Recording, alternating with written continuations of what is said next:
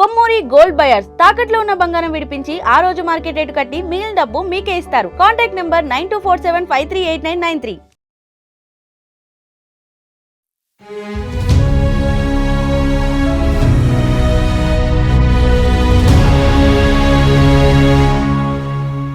నమస్తే, welcome to Mahathi భక్తి. ఈరోజు మనతో పాటు ఉన్నారు ప్రముఖ ఆధ్యాత్మికవేత్త టీకేవి రాఘవన్ గారు. వారిని అడిగి మన ధర్మ సందేహాలని, మనకున్న ప్రశ్నలని వాళ్ళని అడిగి సమాధానాలు తెలుసుకుందాం. నమస్కారం గురుగారు. నమస్కారం తల్లి. గురుగారు, మన ఇంట్లో కానీ గుళ్ళో కానీ కొబ్బరికాయ అన్నది కొడుతూ ఉంటాం. దాంట్లో చాలామందికి కుళ్ళిపోయి రావడం కానీ లేదంటే పువ్వు రావడం కానీ జరుగుతూ ఉంటుంది. కానీ దానికి పువ్వు వస్తే మంచిదని, కుళ్ళిపోయి వస్తే మంచిది కాదని అంటూ ఉంటారు. దీని వెనకాల ఏమైనా ఉందంటారండి? కొంచెం లోతుగా చెప్పినట్టయితే పెద్ద కాంట్రవర్సీ అవుతుంది. ఓకే, దాని జోలికి వెళ్ళను నేను. ఒక చిన్న ప్రశ్న మిమ్మల్ని అడుగుతాను. తిరుపతి, కాళహస్తి, శ్రీశైలం ఇలాంటి పెద్ద పెద్ద క్షేత్రాల్లో గుడి లోపల కొబ్బరికాయలు కొట్టరు. అవును. కొబ్బరి బొండం కొట్టి అభిషేకం చేసి బొండాలు కూడా ప్రసాదంలా పంచిపెట్టారు. ప్రవహించే నీళ్ళలో వదిలిపెట్టేస్తారు.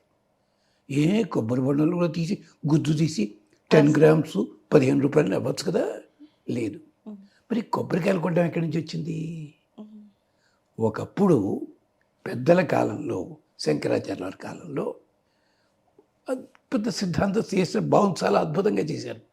కానీ కొన్ని చోట్ల ఉత్తర హిందూ దేశంలో నరబలు ఇచ్చేవారు. దాని కాలభైరవ తంత్రము, కాళీ తంత్రము ఇలా పెట్టుకుని వాళ్ళు శ్రద్ధగా చేస్తున్నారు. కానీ ఇది మాత్రం ఘోరంగా ఉంది. అందుకని శంకరులు వాళ్ళని సమన్వయపరిచి వాటిల్లో కూడా చేశారు. ఆయన చాలా పెద్దలు, వారి నిజంగా చాలా గొప్ప. నాయన, నరబలి కాదురా, నారికేళ బలిపండి. మూల విరాట్కి మాత్రం బొండాలే కొట్టాలి. మంత్రం ఉంది అక్కడ. ఫలినీర్య పుష్పాయ అపుష్పిణి. అది పుష్పము కాదు, పండు కాదు, కాయ కాదు, పండు అన్న మంత్రం అది. అక్కడ మాత్రం చెయ్యండి. ఇది కొబ్బరికాయ కొట్టండి. మీరు గుండు గీసి కొడుతుంటారు కదా మనిషిని, అలా కాకుండా పెచ్చులు తీసేసి పిలకట్టే పెట్టండి. చిన్న పిలక గుండులాగే ఉంటుంది. దానికి 3 కళ్ళు ఉంటాయి, లోపల నీళ్ళు ఉంటాయి, అంటే అలాగే ఉంటుంది అది. అందుకని కొట్టి అలంకరించాడు. బొట్టెట్టమని కాదు అర్థం. ఇక్కడ తినడానికి వీలుగా ముక్కలు కోసి నైవేద్యం పెట్టు. అక్కడ పెట్టారు. అందుకని ఇళ్లల్లోనూ ఇలాంటి చోట్ల మాత్రమే కొబ్బరికాయ కొట్టడం అన్నది అన్ని సంవత్సరాలుగా, వేల సంవత్సరాలుగా మనకు అలవాటయ్యింది. నడిచే దేవుడు అయ్యవారు, ఆయన స్వామివారు ఆ పత్రిక లోపల ఆ రోజుల్లో, అంటే మేము చిన్నపిల్లప్పుడు, అంటే 60లో వచ్చింది, విజయవాడలో చెప్పిన ఉపన్యాసం. అది పత్రికలో వచ్చింది. దాంట్లో చదివేది పెద్దలు చెప్పారు. అందుకని చేత కొబ్బరికాయ దాంట్లో తప్పేం లేదు. అక్కడ కొబ్బరి బొండం కొడతారు కనుక అక్కడ కుళ్ళిపోయే అవకాశం లేదు. అక్కడ పండు మంచిది, నష్టం ఏం లేదు. అంటే పండు వచ్చిందంటే అర్థం ఏమిటి? ఫలితం వస్తుంది కదా. ఇది తెలియదు చాలామందికి. ఇంట్లో కొట్టినప్పుడు కుళ్ళిపోయింది అనుకోండి, ఏమీ నష్టం లేదు. మనం చేసుకున్న పాపాలు పోయాయని అర్థం. ఓకే, అంటే చెడు జరుగుతుందని కాదు. దీనికి సంబంధించిందే తమాషాగా అధర్వణ వేద మంత్రాలు ఉన్నాయి. లేదా దాంట్లో పువ్వు లేదేం లేదు. అంటే నువ్వు చేస్తున్న ఫలితం వస్తుంది నెమ్మదిగా అని చెప్పడానికి. కుళ్ళిపోవడం కానీ అలాగా లేదు. ఒక్కోసారి కొందరు కొడితే చక్కగా 2 ముక్కలు అవుతుంది, అబ్బా అంటారు. కానీ కొందరు కొడితే 5-6 ముక్కలు అవుతాయి. దాని మాత్రం వాస్తు చెప్తుంటారు కొంతమంది, పాపం. అదేం లేదు.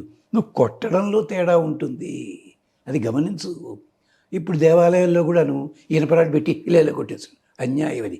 కొంతమంది శివలింగం మీద పెట్టి కొడుతున్నారు దుర్మార్గులు. రామచంద్ర ఇదా అంచేత కొబ్బరికాయ అన్నది అలాంటి విశేషము. కొబ్బరి చెట్టు గొప్పతనం ఎంత విశేషం అంటే నిటారుగా ఎదుగుతుంది. ఆ కాయలు వచ్చిన తర్వాత ఇక మళ్ళీ కొత్త కాయలు రావు. అది అలాగా తాడి చెట్టుకి అంతే వీళ్ళది కదా అవి అంతే. దాంట్లో ఏమిటనమాట, ఆ కొబ్బరికాయలో ఉన్న విశేషం ఏంటి అంటే అవన్నీ కూడా మన స్వరూపానికి గుర్తుగా చెప్తారు. అందుకని ఇవి కొబ్బరికాయలో ఉండే విశేషం. అంటే దాంట్లో ఏమీ కంగారు పడక్కర్లేదు. అందుకని తిరుపతి ఇలాంటి చోట్ల అది శివక్షేత్రాలు, అన్ని క్షేత్రాలు కూడా మూల విరాట్ దగ్గర కొబ్బరి బొండము సమర్పిస్తారు. అంతేకాదు వివాహం జరిగేటప్పుడు కూడా కొబ్బరికాయ పెట్టచ్చు కదా, పెళ్లి చేతులను కొబ్బరి బొండం పెడతారు. అలాగే కలశంలో కొబ్బరికాయ పెట్టకూడదు, కొబ్బరి బొండమే పెట్టాలి. అంటే ఈ కొబ్బరి బొండంలోకి నీళ్ళు ఎలా వచ్చాయో మాకు తెలియదయ్యా, కొమ్మల్లోంచి వచ్చాయో తెలియదయ్యా. అలాగే భగవంతుడా, వరుణదేవ, మాకిచ్చే ఫలితాలు కూడా మాకు అలా ఇప్పించవయ్యా. దీంట్లో ఎలాగైతే పూర్ణంగా ఉన్నాయో ప్రపంచానికి సంకేతమయ్యా ఇది అని మంత్రాలు ఉన్నాయి ఇక్కడ. అందుకని కొబ్బరి బొండము దాంట్లో. ఇంకొక రహస్యం చెప్పాలి. ఆ కలశంలో ఉన్న కొబ్బరి బొండం ఎవరికైతే కొట్టు తినేస్తారు. కానీ ఆ కలశంలో ఉన్న కొబ్బరి బొండాన్ని పురోహితుడికి ఇస్తే ఆయన ఎక్కడైనా అట్టే పెట్టుకోవచ్చు, లేదా ఆయన దగ్గర నుంచి మళ్ళీ మనం తీసుకుని ఇంట్లో పసుపు గుడ్డ చుట్టి అటక మీద కానీ ఎక్కడైనా వేలాడదీసామనుకోండి, అది పూర్తిగా ఎండిపోయేంత వరకు ఉంటుంది. మనకు అన్ని రకాల క్షేమాలు కలుగుతాయి. గుమ్మాని బూడిద గుమ్మడికాయ కట్టి ఇది కూడా కట్టుకోవచ్చు, ఇబ్బంది లేదు. లేదా మనకు కొంచెం ఇబ్బంది ఉందనుకోండి, క్యాష్ బాక్స్ ఉంటుందా, ఆ పైన అటక మీద పెట్టుకుంటే ఇలాంటి ఉపయోగాలు ఉన్నాయి. దీనికి కూడా ఒకప్పుడు ఆరాధన పత్రిక అని ఉండేది, పీఠం వాడిది.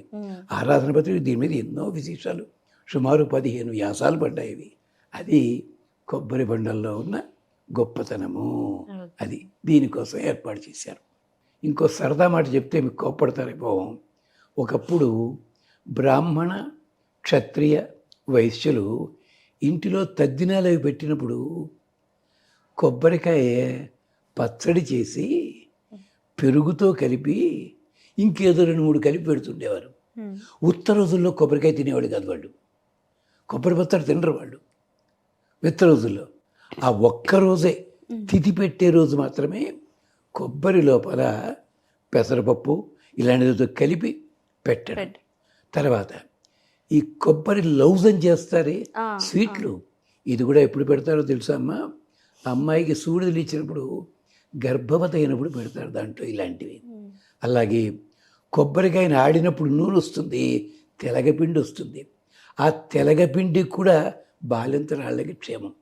ఎంచేతంటే భూమిలో ఉండే రకరకాల ఔషధులు నీటి ద్వారా అక్కడికి చేరి నారికేళం దాని పేరుది. అలాగే అలాంటి దాని నుంచి వచ్చి చక్కగా వస్తాయి. దీనికి సంబంధించి కూడా మనకి వేదంలో అద్భుతమైన మంత్రాలు ఉన్నాయి. దానికి ఎవరయ్యా అతిథు అంటే, అధ్యక్షుడు ఎవరు అంటే అశ్విని దేవతలు. దానికి ఉత్త రోజుల్లో తినేవారు కాదు. నాకు 1960 దాకా బాగా తెలుసును. తర్వాత వీళ్ళు తినడం మొదలుపెట్టారు. కానీ అంతకుముందు మాత్రం సంవత్సరంలో ఒకసారి.